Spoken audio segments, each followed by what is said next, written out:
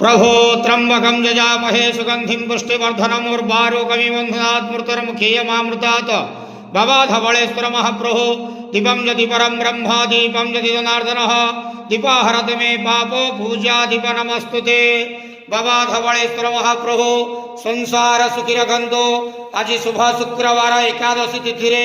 समस्त श्रद्धालु भक्त मानक श्रीपद करंतो मनस्कामना पूर्ण करंतो कर्म क्षेत्र उन्नति करंतो ग्रहरिष्ट मान खंडन करंतो जगतर मंगल करंतो विश्वर कल्याण करंतो